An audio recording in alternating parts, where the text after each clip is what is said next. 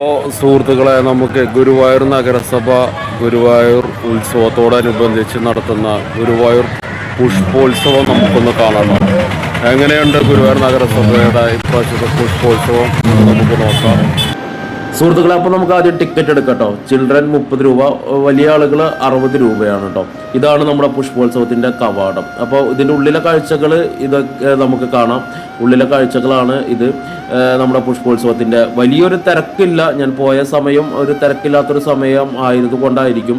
ഇനിയിപ്പോൾ 2 ദിവസം കഴിഞ്ഞാൽ നല്ല തിരക്കായിരിക്കും കേട്ടോ. ഗുരുവായൂർ ഉത്സവം 10 ദിവസം, ഈ 10 ദിവസം നമ്മുടെ പുഷ്പോത്സവം ഇവിടെ ഉണ്ടാകും. അപ്പോൾ ഗുരുവായൂർ വരുന്ന ഭക്തജനങ്ങളും അതുപോലെ തന്നെ പ്രദേശവാസികളെയും എല്ലാവരെയും തിരക്കുകൾ ഇവിടെ ഉണ്ടാകും 2 ദിവസം കഴിഞ്ഞാൽ. ഇന്നിപ്പോൾ ഓപ്പൺ ആയിട്ടുള്ളൂ, അത് കാരണമായിരിക്കും തിരക്കില്ല. പിന്നെ ഒരു സമയം നമ്മൾ പോയൊരു സമയം തിരക്കില്ലാത്തൊരു സമയമായിരുന്നു.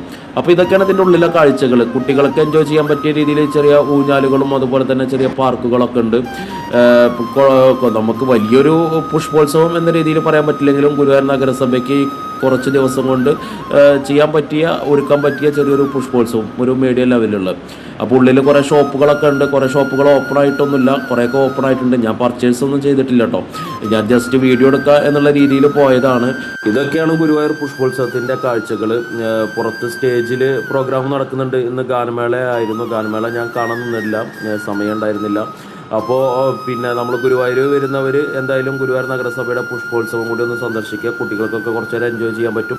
ഇതുപോലെ ഗുരുവായൂർ ഉത്സവ വിശേഷങ്ങളിലെ ഓരോ വീഡിയോയുമായി ഞാൻ നിങ്ങളിലേക്ക് വരാം. അപ്പോൾ എല്ലാവർക്കും ഓക്കെ.